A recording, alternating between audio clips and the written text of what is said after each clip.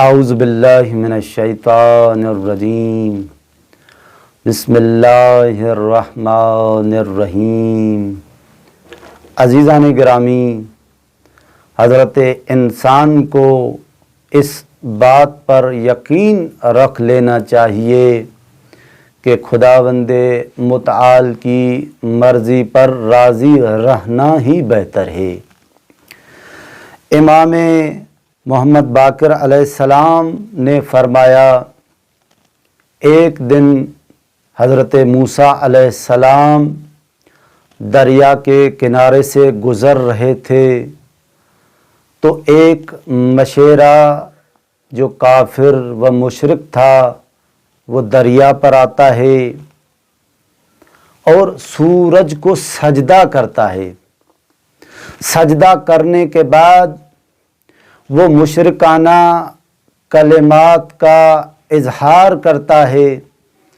اس کے بعد وہ اپنا جال دریا میں پھینک دیتا ہے،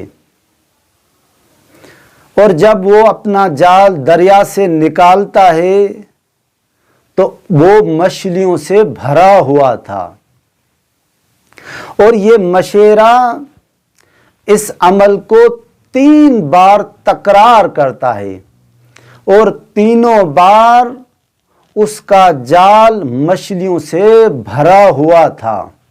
اس کے بعد وہ مشیرہ مچھلیوں کو جمع کرتا ہے، جمع کرنے کے بعد وہاں سے چلا جاتا ہے۔ تھوڑی دیر بعد وہاں پر ایک مومن دیندار مشیرہ آتا ہے، اور وہ دریا کے پانی سے وضو کرتا ہے اور پھر سجدہ کرتا ہے اور خدا کا شکر بجا لاتا ہے، پھر اپنی جال کو دریا میں پھینک دیتا ہے، اور جب جال کو دریا سے نکالتا ہے تو وہ جال مچھلیوں سے خالی تھا۔ پھر وہ جال دوبارہ دریا میں پھینکتا ہے۔ جب جال کو دریا سے نکالتا ہے تو فقط ایک مچھلی اس جال میں تھی۔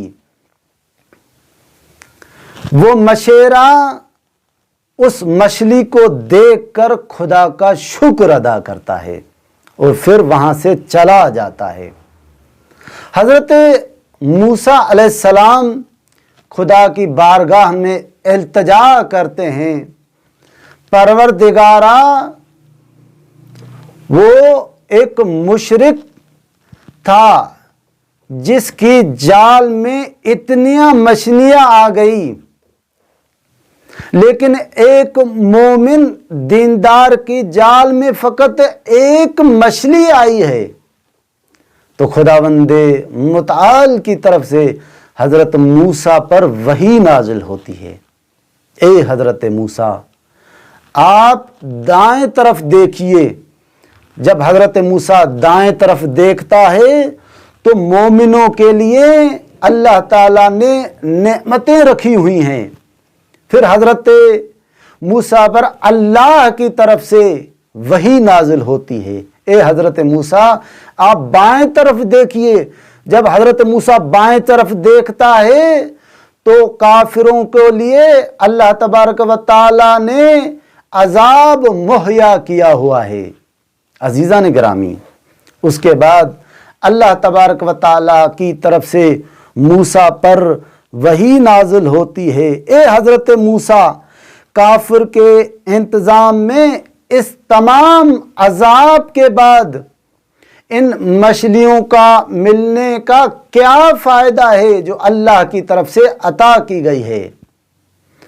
اور مومن کے لیے اللہ تبارک و تعالیٰ نے نعمتوں کو رکھا ہوا ہے، اور ان نعمتوں میں سے اگر کوئی نعمت اللہ کی طرف سے روک دی جاتی ہے تو اس میں نقصان کون سا ہے؟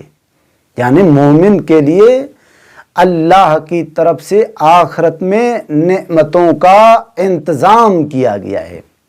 اس کے بعد حضرت موسیٰ علیہ السلام فرماتے ہیں یا رب یحق لمن عرفک ان یرضی بما صنعت، اے پروردگارا جس نے آپ کو پہچان لیا وہ اس بات کا مستحق ہے کہ وہ آپ کے کاموں پر بھی راضی ہو جائے۔